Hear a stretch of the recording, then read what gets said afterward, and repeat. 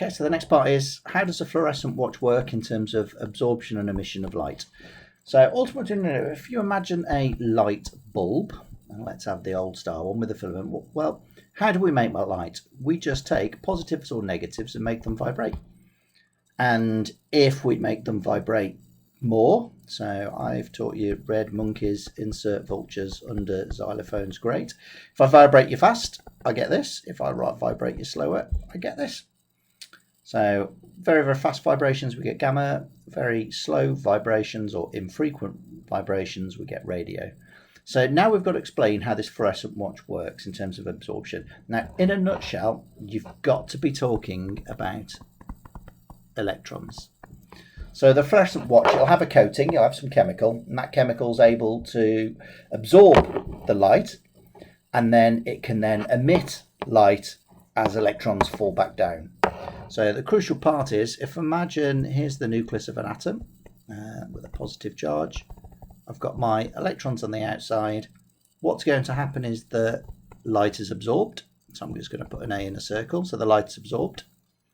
This is then going to excite the electron to higher energy levels, or a higher shell. And then as it falls down, it'll emit light. So if it fell all the way back down, it'll emit the same light it absorbed. If it does it in steps, it'll emit longer wavelengths. So you could imagine what could happen is it could absorb gamma, then do a step and emit, let's go some red light, then it could do a longer step and emit blue light, and then it could do red light again. It could just do that in steps. But the ultimate part is, how does it work? Electrons absorb the energy from the light. They're promoted to higher energy levels, and as they fall back down, they emit light. And you can see we've got this idea of absorption and emission then. So I'm just going to rub all of this off and just put the model answer. So how can it work? So the electrons absorb light energy. This, oops, doing a doodle with my hand. This excites them, and they move to higher energy levels. The electrons then fall back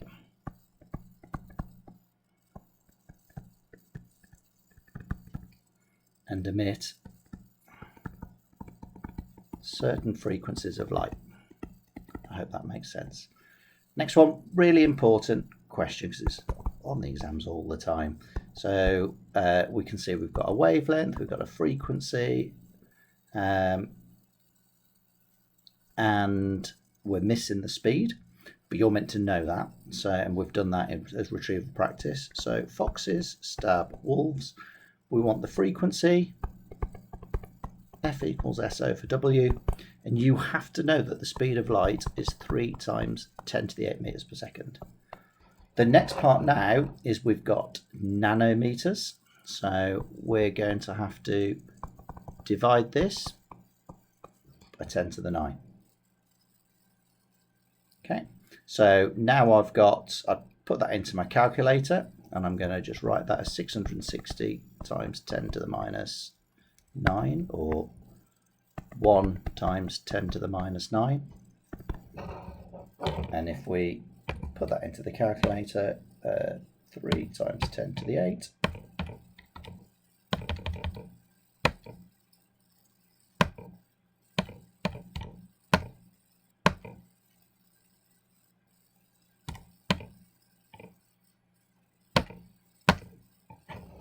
And we get 4.5, doesn't tell me what to go to in terms of significant figures, times 10 to the 14, and then the unit is hertz. Okay, so quite a lot tied up into that. That's quite a higher tier question because we've got the change to nanometers, and you have to know the speed of light through a vacuum. Okay, so the next part is, and we've practiced this because you didn't do these in lessons, it says draw a ray diagram for a concave lens. It gives us a focal length. It says there's a 2 centimeter object, so that's its height. That's how high it is. Place 5 centimeters from the lens. So the symbols for these are, we've got that for a convex and that for a concave. I'm so sorry about that there we go. So we need this one, and then we just got to get ready. So we've got the normal line, or called the principal axis, and then we're just going to shove our lens right through there. Now I'm not going to be able to measure this accurately because I'm recording it on my computer screen, but you'll get the rough idea of what I'm doing. First thing I'm going to do is put the focal length. So I'm going to measure 4 centimeters, put an X. I'm going to measure 4 centimeters, put an X on each side.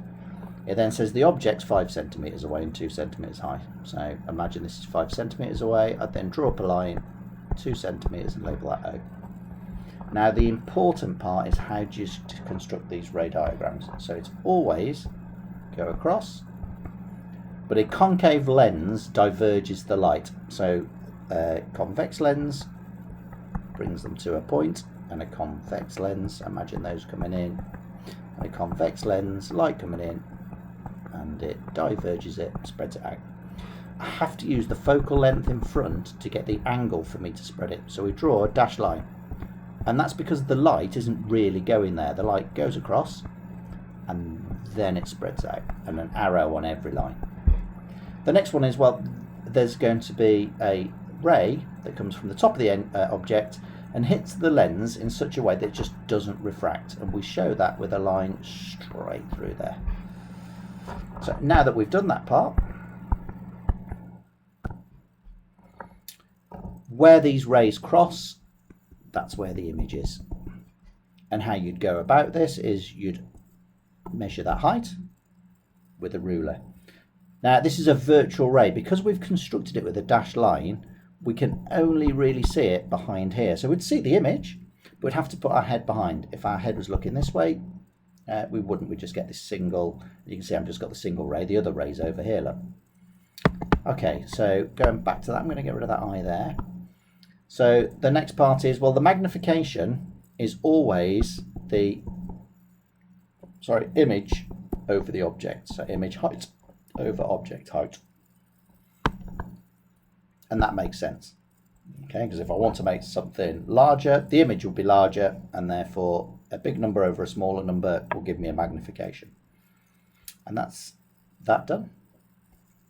So the next part is, it says what's the power of the lens.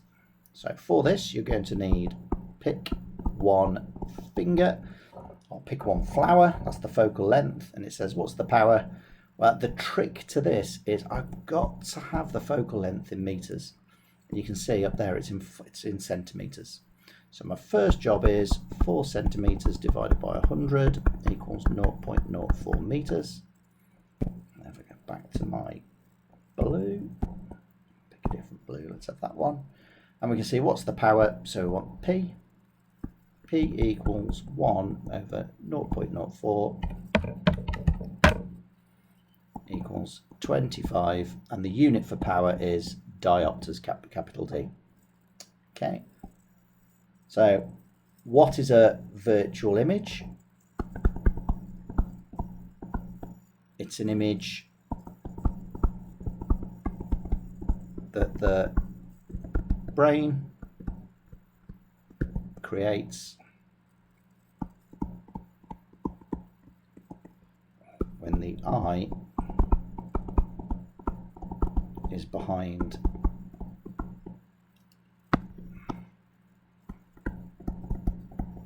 the object. So we can only create this image if we're stood behind it. And then the next one I'll do in a bit.